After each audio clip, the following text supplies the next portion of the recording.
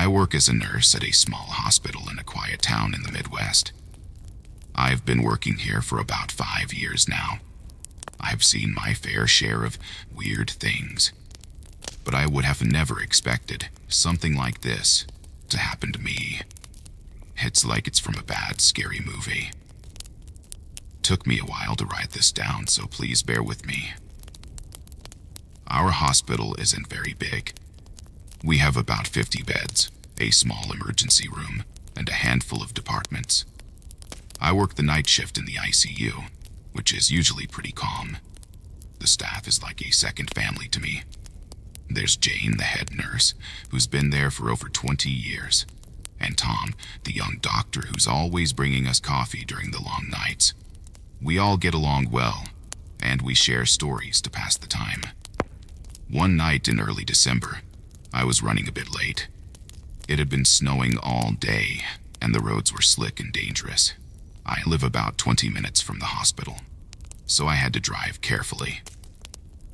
By the time I got to work, I was about 10 minutes late. I parked my car in the nearly empty lot and hurried inside, shaking off the cold as I went. The night started off normal enough. I did my rounds, checking on patients and making sure everything was in order. Around midnight, things started to get strange. It was a quiet night in the ICU with only a few patients, all of whom were stable. I was sitting at the nurse's station, catching up on some paperwork, when I heard a noise. It sounded like a faint scratching, coming from down the hallway. At first, I thought it might be a patient, so I got up to check. I walked down the hallway, the sound of my footsteps echoing softly. As I reached the end of the hall, the scratching stopped. I looked around but didn't see anything out of the ordinary, so I shrugged it off and went back to the nurse's station. An hour later, I heard the noise again. This time it was louder, more insistent. It sounded like it was coming from one of these storage rooms. Since those rooms were very badly lit, I grabbed my flashlight and headed in that direction. When I got to the door, I hesitated for a moment before pushing it open. The room inside was pretty gloomy. I shone the flashlight around, but everything looked normal.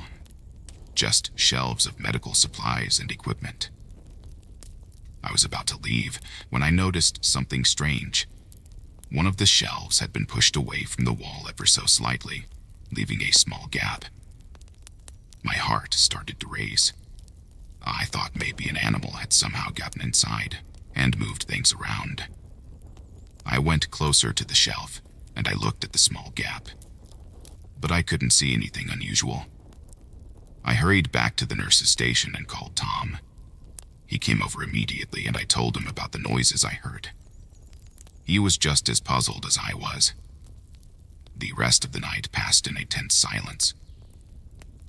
The next morning as I drove home, I couldn't shake the feeling of dread. What was causing those noises? I hoped it was something simple, but deep down, I was afraid that something strange was happening at my hospital. The next few days at work were tense. Tom and I kept a close watch on the storage room, but the scratching noises seemed to have stopped. It was almost like whatever had been causing the noises knew that we were paying attention now. Still, the sense of unease lingered. On the third night back after the initial incident, I arrived at the hospital early. I wanted to catch up with Jane and Tom to see if they'd heard anything new.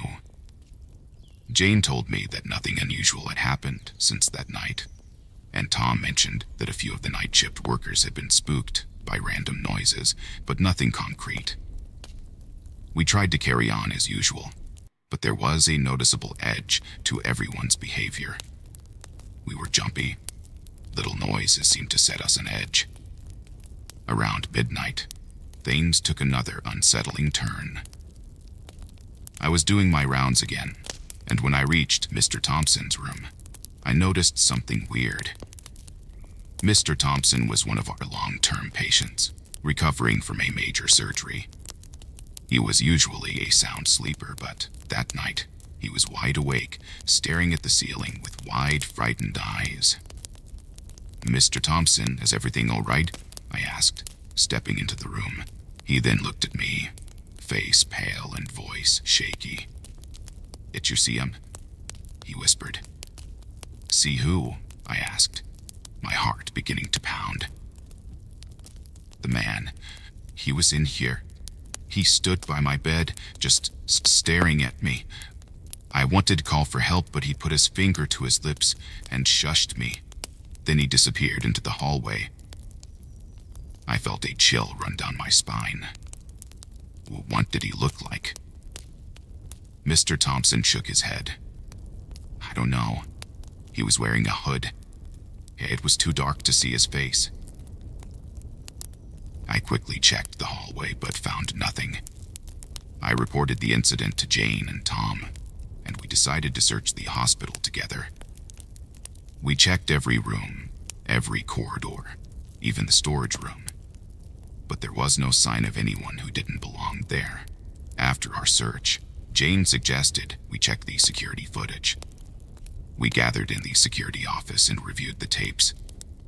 Around the time Mr. Thompson claimed to have seen the man, we saw a shadowy figure in the hallway outside his room.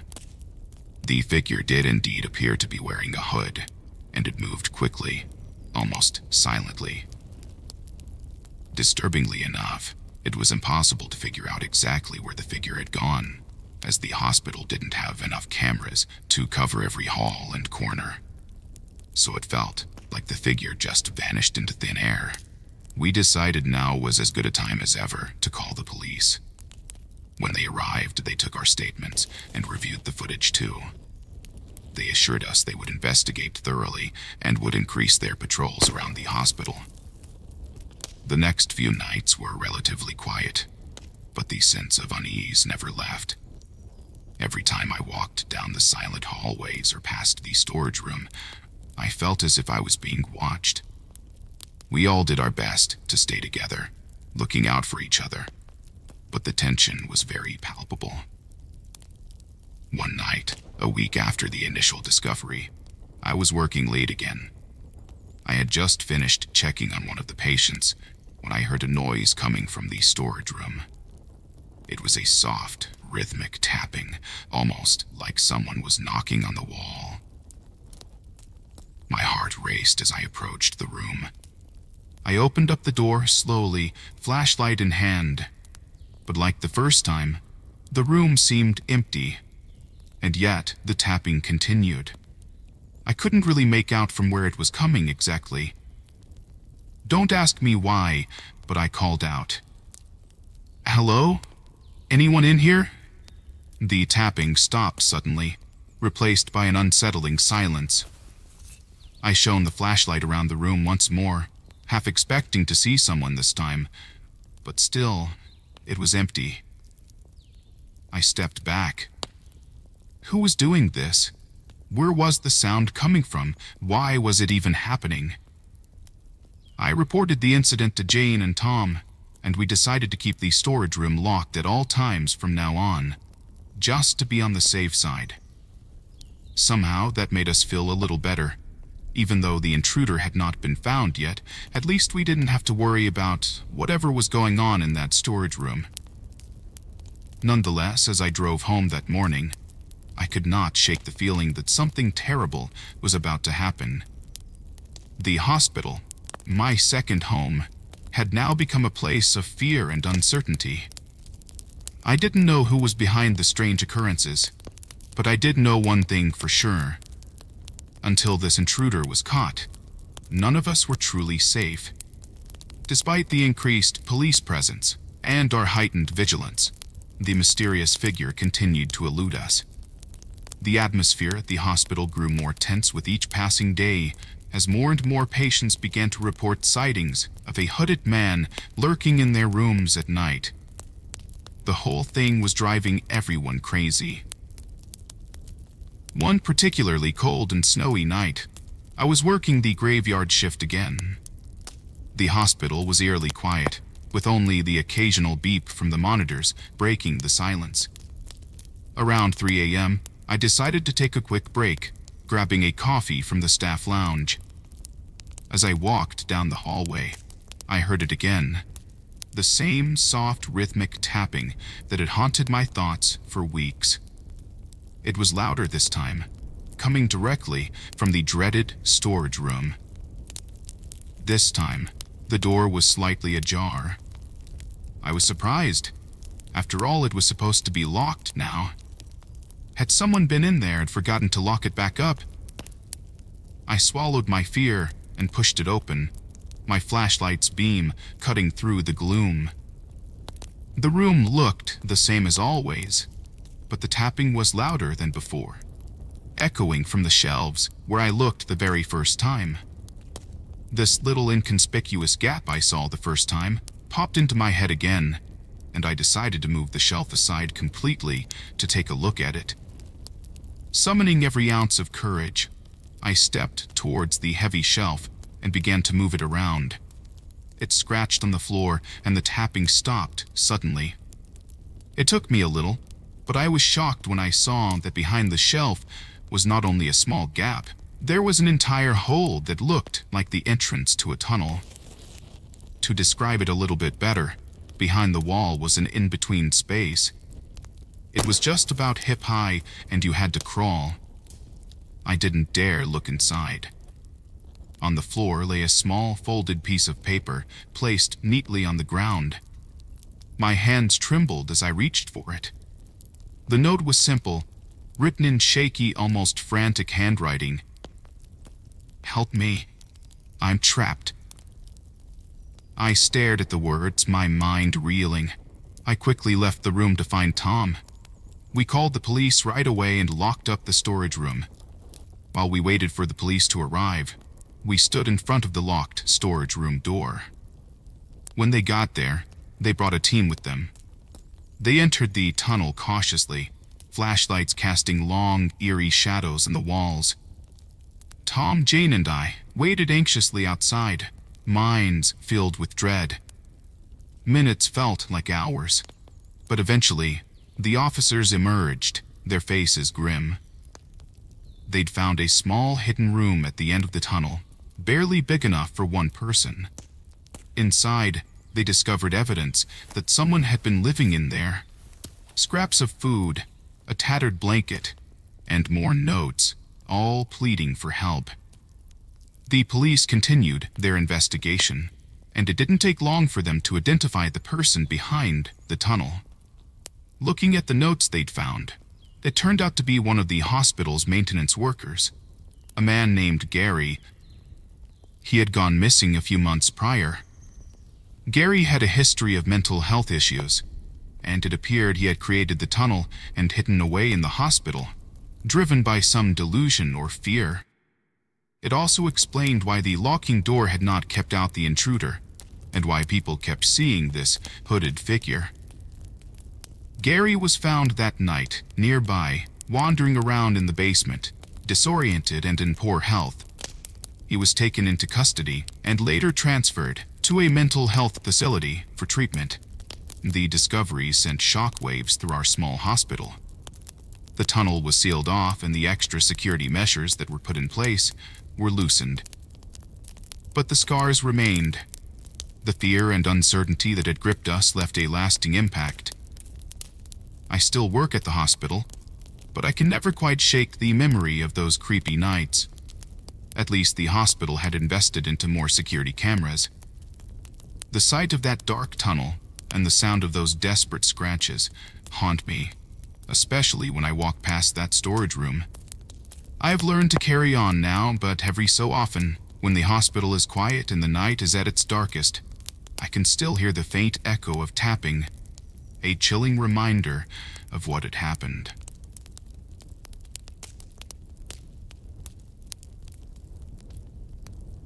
I've been a trucker for over 15 years, hauling freight across Europe. From the bustling ports of Rotterdam to the icy roads of Scandinavia, I've seen just about everything there is to see on the road. But nothing could have prepared me for what I encountered last winter on a remote stretch of highway in Eastern Europe. I still get chills thinking about it. It was late November. I had just picked up a load in Poland, destined for Romania. The route took me through some of the most isolated and rugged terrain I'd ever driven. Thick forests flanked the highway, and the winter weather made the drive even more treacherous. Snow was falling steadily, covering the road in a slick, icy layer that made every turn a potential disaster. I had to be extra cautious, which meant keeping my speed low and my eyes peeled. The sun set early. By 5 p.m., it was already pitch dark. The headlights of my truck were the only source of light, casting long shadows across the snow-covered road. I kept the radio on to drown out the eerie silence, but the old-timey songs only added to the unsettling atmosphere. I had been driving for hours, and I was starting to feel the strain. My eyes were tired, my back was hurting, and I was really craving a hot meal and a nice cozy bed. The next truck stop was still a good 2 hours away, but I knew I had to push through. Stopping on the side of the road in these conditions was not an option. As I rounded a particularly sharp bend, something darted across the road in front of me. I slammed on the brakes, the truck skidding slightly on the icy surface. My heart pounded in my chest as I tried to make sense of what I saw. It was too fast to be a deer, too large to be a fox. Whatever it was, it had moved with an unnatural speed. I sat there for a moment, my breath fogging up the windshield. The snow continued to fall and the night was eerily silent once more. I shook my head, chalking it up to exhaustion, and I continued down the road, albeit a bit more cautiously. About an hour later, I saw the lights of a small village up ahead. Relieved, I decided to pull over to take a short break. Maybe I could grab a coffee and clear my head. I found a spot on the outskirts of the village, parked my truck, and stepped out into the freezing night air. The village was quiet, but considering the weather outside, I don't blame everyone for staying inside. I walked over to the small cafe that was still open. Felt like a moth being drawn to those warm lights. As I entered, the bell above the door jingled and the woman behind the counter looked up, offering a polite smile. "Coffee, please," I said, my voice sounding tired even to my own ears. She nodded and went to work, the sound of the coffee machine filling the silence. I glanced around the cafe. It was empty, save for an old man sitting in the corner, nursing a cup of tea. He looked up at me, eyes narrowing as if he was trying to place me. "You're not from around here," he said, voice gruff but not unfriendly. "Just passing through," I replied, taking a seat at the counter. The woman brought my coffee and I took a grateful sip, the warmth spreading through my body. "Be careful on these roads," the old man continued, "especially at night." I nodded, not wanting to engage in a lengthy conversation. I was much too tired for small talk. He glanced around as if making sure no one else was listening. "There are legends around here, by the way. Stories of things that live in the forest. Most people dismiss them as myths, but I've seen things with my own eyes." A shiver ran down my spine, reminded me of what I thought I saw on the road. "Like what?" I asked. He leaned in closer.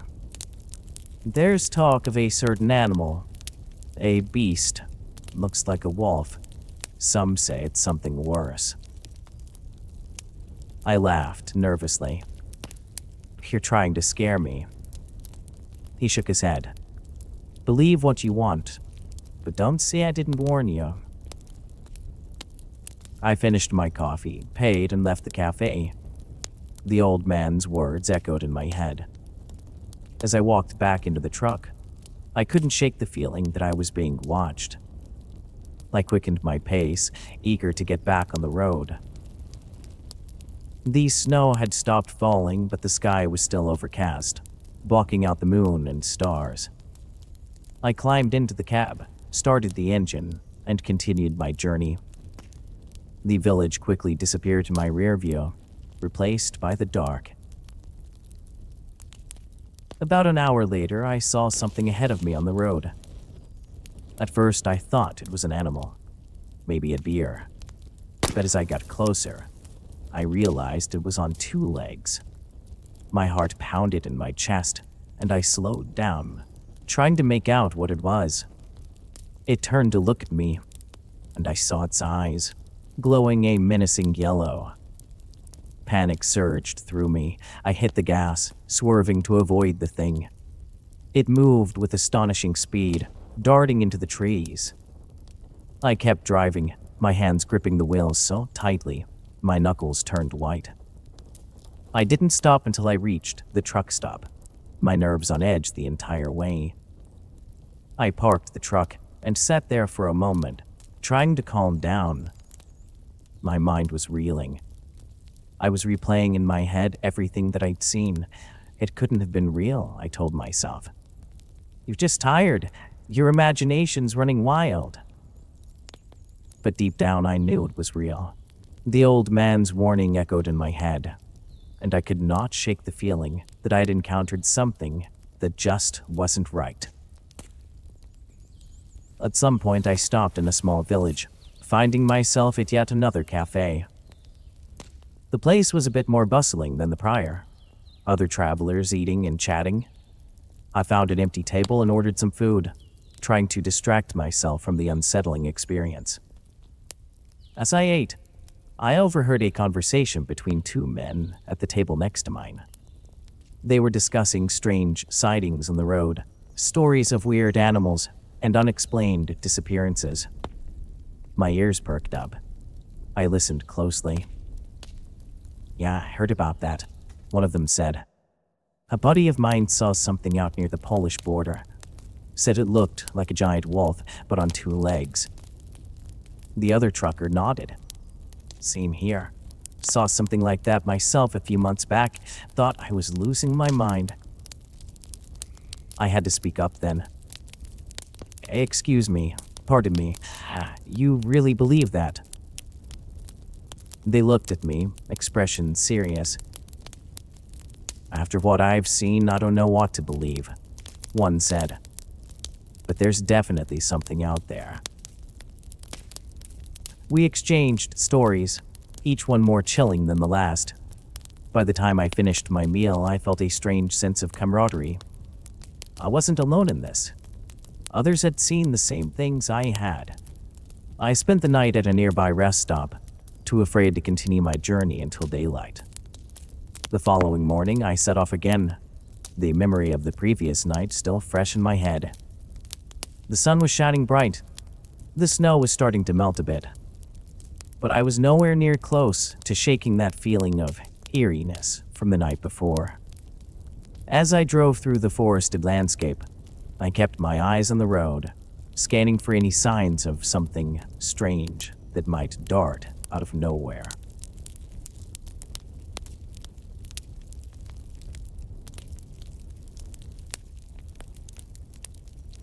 The story I'm about to share with you happened to me during the summer of last year. You see, I'm currently working as a cargo officer for the company, which I will call Sea Transfers. My company has the task of distributing various goods across harbors in Europe. The containers on these ships are usually filled with different ores, raw materials, oil, scrap metals, diesel, petrol, and so on. My job as a cargo officer is to ensure that cargo shipments are handled and stored according to strict rules that ensure the safety of the cargo and the workers on the ship. I also manage all cargo documentation, which I personally hand over to the administrator working in the harbor we dock in. The administration is the most boring part of the job, but on the bright side, I get to see the world while sailing with my crew. Besides, the sea calms my mind, and I can handle the documentation in peace. Among us workers at Sea Transfers, there is one route that everybody avoids. We call that route the route of death. Obviously, you're wondering why it got a name like that. Well, you see, ships on that particular route sail through the Bermuda Triangle. Until the events of this story, I had never been assigned that route, but many of my close colleagues had, some of which came back traumatized, saying they saw some weird things during their journeys. One colleague even ended up in a mental hospital because he got traumatized by some, well, creature, which he claimed to have seen on the ship deck. Personally, I never believed in such stories. You know, planes and ships disappearing while crossing the Bermuda Triangle, people seeing ghosts and other creatures. I'm more of a man of logic, or so I thought. But my beliefs soon proved to be wrong. The series of events I'm going to tell you about in this story made me a believer. It was a bright and clear morning when I received the assignment. My captain handed me the route map, and I immediately recognized it. My heart sank and I started to breathe fast as I saw the bold red line cutting through the Bermuda Triangle. I looked up at the captain, hoping it was some kind of a joke, but his stern expression told me otherwise. You're taking Route B-17, which was codenamed the Route of Death. I know what you're thinking, but we are short on experienced officers, and you're the best we've got, he said, not giving me a chance to protest. You'll have a seasoned crew with you, and I expect you to handle it professionally. Reluctantly, I nodded and took the papers. There was no point in arguing. The company had made up its mind, and I had to do my duty. Over the next few days, I prepared for the journey, ensuring that all cargo was properly documented and stored. The crew members were quiet, and I could see the fear in their eyes. They knew the stories too. We set sail from Lisbon. The weather was fine and the sea was calm. As we sailed further from the coast, the mood on the ship grew tense. The crew went about their tasks, but there was a strong sense of unease. I tried to keep busy with my duties, checking and rechecking the cargo and the paperwork. But the threat of the Bermuda Triangle was always at the back of my mind. The first 2 days were uneventful. The sea was calm and the weather was perfect. We had a good time, and I began to think that maybe these stories were just that. As the sun eased down just before the third night, little did I know this would be a night I remembered for the rest of my night, because on that night, everything changed. Around 8 p.m., I was in my cabin, going over some documents, when I heard a strange noise outside. It was a low rumbling sound, unlike anything I'd ever heard before. I put down my papers and went to investigate. As I stepped onto the deck, I noticed that the sea had become eerily calm. The usual sounds of the ocean were absent, replaced by this unsettling silence. I looked around. The crew had gathered near the edge of the deck, staring out over the water. I walked on over to join them. What's going on?" I asked a sailor we called Blitz. He shook his head, eyes wide with fear. "I don't know, sir. We heard this noise and then nothing. It was like the sea itself just stopped." Suddenly, the ship shuddered, and a deep, resonant sound echoed through the air. It was like something enormous was moving below us. The crew exchanged worried glances, and I felt a knot of fear tighten in my stomach. "Everyone, stay alert, stick to your posts," I ordered. I was trying to sound more confident than I actually felt. The night passed on slowly, with the crew on edge and the strange noises continuing intermittently. Over the next hour or so, the sea had returned to its normal state, but the sense of unease remained. We pressed on, but the atmosphere of that ship was tense. The crew whispered amongst themselves, sharing stories of past voyages and unexplained occurrences, a way to reassure themselves, because if they survived one unexplained thing, they would survive another. Around 11 p.m., we encountered a thick fog. Visibility dropped to almost nothing, and we had to slow our speed to avoid any potential hazards. The fog was unlike anything I'd seen before. It seemed like it stuck to the ship, and the air grew cold and damp. As we navigated through the fog, those strange noises returned, louder and more frequent this time. It was as if something was out there, just beyond our sight, and it was watching. I stayed on the bridge with the captain, monitoring our instruments and trying to keep the ship on course. You could feel tension in the air, and even the captain, a man with decades of experience, looked uneasy. Around midnight, the fog began to clear, revealing a calm, moonlit sea. We all breathed a sigh of relief, thinking that the worst was over. But then, one of the crew members, a young sailor named Marco, let out a terrified scream. We rushed to his side, but it was too late. When we arrived at his location, where we thought his location was, Marco was gone.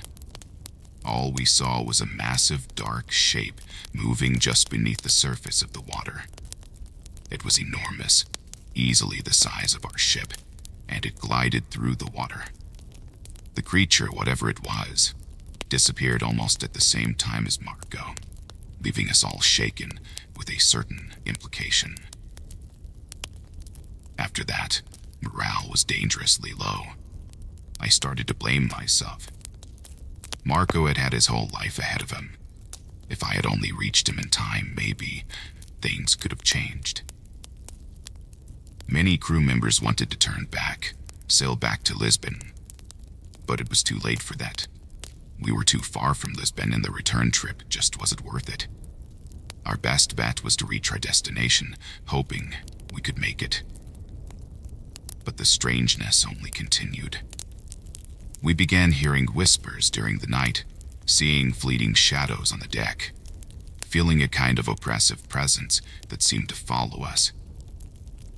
The crew became increasingly paranoid, and several of them reported seeing figures on the ship. Phantoms, if you will. I tried to keep everyone focused on their duties, but it was clear fear was taking its toll. That night, at about 1700 hours, things reached a breaking point. We were once again enveloped in a thick fog, and the strange noises were louder than ever. I was in my cabin, unable to sleep, so I was trying to make sense of the latest cargo reports when I heard a commotion on deck. I grabbed my flashlight and hurried outside. What I saw chilled me to the bone. The crew had gathered in a tight circle, their faces pale, their eyes wide. And the center of the circle was Marco. I and the crew were shocked. How was he back? How had he survived going overboard, possibly with some creature? As I was looking at Marco, I noticed he looked different. His usual smile was gone. He was pale, and his eyes, they looked soulless. His whole body was scratched all over. It looked like someone or something had been torturing him. He looked more like a ghost than himself. I slowly walked closer to him, asking him if he was okay. Suddenly, Marco lunged at one of the nearby sailors. The man screamed and tried to run, but Marco was much faster than we expected. He grabbed him. I saw him lift this man off the ground. The sailor struggled with all his might, but it was no use. Marco let out a deafening roar, like he was possessed by a demon, and threw that sailor into the sea. "No!" I shouted, rushing forward. Marco turned to face me, his eyes burning with hatred. I grabbed a metal pipe that was nearby. I began to swing it at Marco, and I managed to clock him in the head, knocking him out. Some of the others helped to tie him up. We put him in his room where we locked him there. Another group of sailors were able to rescue the man who had been thrown in the water. Soon after that, our ship managed to sail out of that foggy area. Finally, sunlight made its way to us as the new day started. what in the world happened? One of the crew members asked me. I don't know, I replied, struggling to find my own voice. But I think we need to get out of here as quickly as we can. We kept a close eye on Marco and shifts, trying to make him speak to us again, trying to make him less aggressive. But he did not want to calm down. The rest of the journey was quite tense, but we encountered no more strange occurrences. When we finally docked, we were all relieved to be on solid ground again. I handed over the cargo documents to the harbor administrator, my hands trembling from the encounter. I tried to explain what happened, but I could see the skepticism in the administrator's eyes. He nodded politely, but it was clear he didn't believe me. Exhausted, I went through the motions of completing my duties. The crew dispersed quickly, each man eager to put distance between himself and the ship. I couldn't blame them. I, too, wanted nothing more than to forget the horrors we had experienced. Marco was taken to the doctor for an exam, but he couldn't explain it. His best guess was that C made Marco crazy. Yeah, right, I thought to myself. Over the next few weeks, I tried to rationalize what had happened. I talked to other sailors, read up everything I could about the Bermuda Triangle, even visited a few experts. Some listened with interest, others dismissed my story as some hallucination or a trick of my mind. But deep down, I knew what I had seen was real, because my dreams reminded me. I kept hearing Marco scream almost every time I closed my eyes. Eventually, I did return to work, but things were never quite the same. The sea, which once brought me peace, now fills me with a sense of dread. I avoided the route of death and any mention of the Bermuda Triangle. My colleagues, those who knew the truth, treated me with a mix of respect and pity. They'd seen the fear in my eyes. They knew that something terrible had happened out there, and perhaps they felt lucky that it hadn't been them. As for the company, they quietly reassigned me to less perilous routes, perhaps recognizing that I'd been through something traumatic. I never saw Marco again. Heard he was taken into some kind of ward. If you're listening to this, just keep in mind, the sea still holds many secrets. Secrets that are probably better left undisturbed.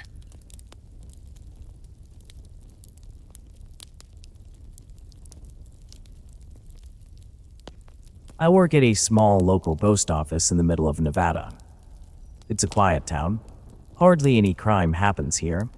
And when it does, it's usually something petty like spray painting a farmer's sheep or taking all the produce out of the small booths that line the roads. I work as this town's reliable mailman. There are usually 8 of us on duty every day, giving people their parcels, packages, junk mail, personal mail, and various online orders. It tends to be a little tough sometimes. Most of the roads are still either dirt or gravel, and a lot of the homes are out in acres of nowhere. Many of the homeowners have the mindset of leave the mail at the end of the driveway and get the heck out. But others are endearing people who tell me to come in for a cold glass of tea or some sugary desserts that are likely to give me diabetes in my later years. More often than not, my job is uninteresting. Sometimes, however, I find rather interesting things on my routes. Animals that act strangely, likely due to disease, unless you're one of those internet folks who swear it's a cryptid. But I guess I can never truly know for sure. At least, I hope I won't have to know for sure. There's also the odd behaviors of our community as well. Oftentimes, I see our lively residents tending to their farms, gardens, or simply staring away into the bright afternoon sky. People are usually not aware of their own little quirks. Some might scratch open small wounds only to lick the blood from either their arms or hands. I swear when they do this, their eyes tend to grow brighter, more coherent, but it could be the sun affecting me during those long days.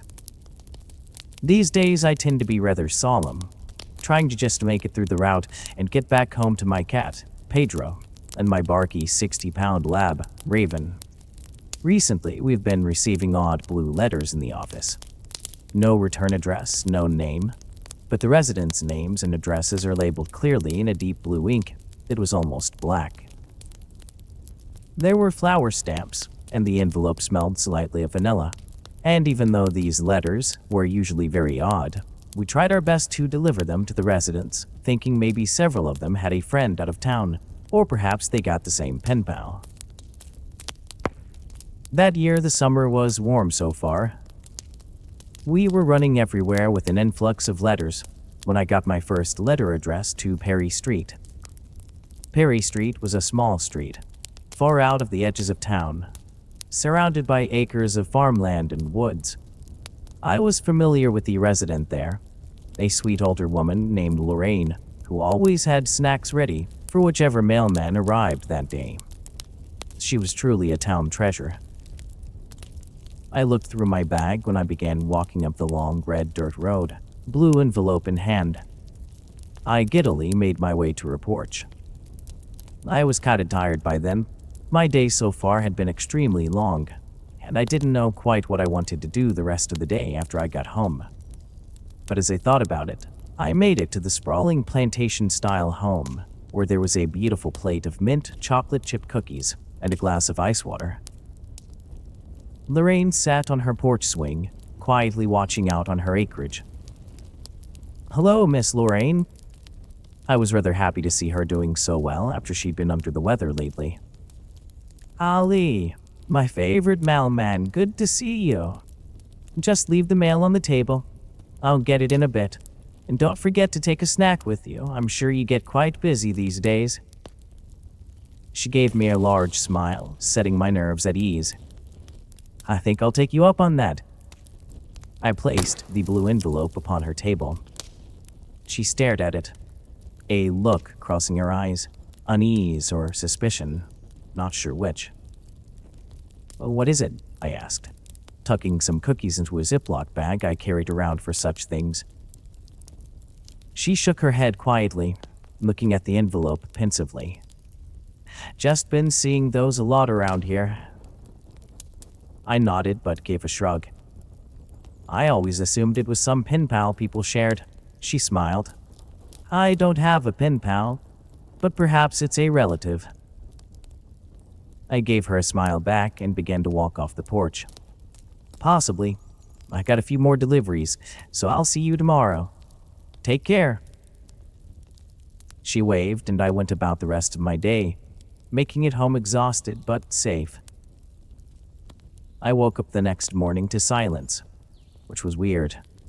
Usually I had my animals demanding attention by then, or neighbors bustling on down the road. I got up and went about my business. My animals followed me for a while before going back to bed. When I arrived at the post office, I noticed how somber everyone looked. What happened here? A coworker I was rather fond of, Samantha, frowned and handed me a newspaper. The front page snagged my attention mercilessly. Local sweetheart Lorraine Stewart dead at age 58. My heart sank. I began to read the article. She was discovered on her front porch with a letter in her hand. She was found hanging from a beam on her porch at 11:47 p.m. last night. Police are asking for any leads in this case. It remains open and will be investigated promptly, according to local Sergeant Gray. I put down the newspaper. Tears and grief came. First time I ugly cried since my mother passed in 2010. I deeply loved Lorraine. She was a sweetheart, made everyone's days much better. There's been a lot of accidents lately. Samantha looked down at the newspaper sadly. Lorraine was the fourth in the last month. I hope they can catch whoever would do this to such a beautiful soul. I was bitter, focusing on the details about the letter. It was that blue one I delivered to her hours before she'd passed. I gathered myself and grabbed my bag. They keep happening when these letters arrive, huh? supposed accidents. Samantha pressed her lips together and thought, before the color slowly drained from her face. Misfortune, I guess. I shook my head. I need to report this. I think I should tell the police right now, so they can get to the bottom of these letters. I grabbed my keys and informed her I would be back. I drove across the street to the police department. The officers inside were already busy buzzing around the office, answering phones, going through piles upon piles of information. I saw a rather upset man in the corner. Lorraine's brother, actually. Lieutenant Stewart. So no wonder he was upset. And he likely wasn't allowed to be part of the investigation due to his direct relation. I went to the sergeant and relayed to him my information. And while he looked skeptical at first, he slowly began to seem invested in my suspicions. Well, Ollie, we'll absolutely look into this, alright? We'll keep you posted. If you come across more blue envelopes, do not hesitate to come to us with them. I gave a smile and promised to bring anything else to him, spreading the word in the office to ensure any and every blue envelope got back to the police. I went about my routes, still inexcusably inconsolable. I was especially exhausted by the time I got home. I checked my mailbox, grabbing the mail that had been sitting there for the past 2 days. I just wanted to get inside and sob, or sleep. I was caught with a cold, fierce dread when I saw the blue envelope mixed in with ads and bills. I was horrified, absolutely repulsed, as I dropped the envelope and ran into my house, happy to leave it outside and away from me. My animals were silent. They didn't come to greet me as they usually did.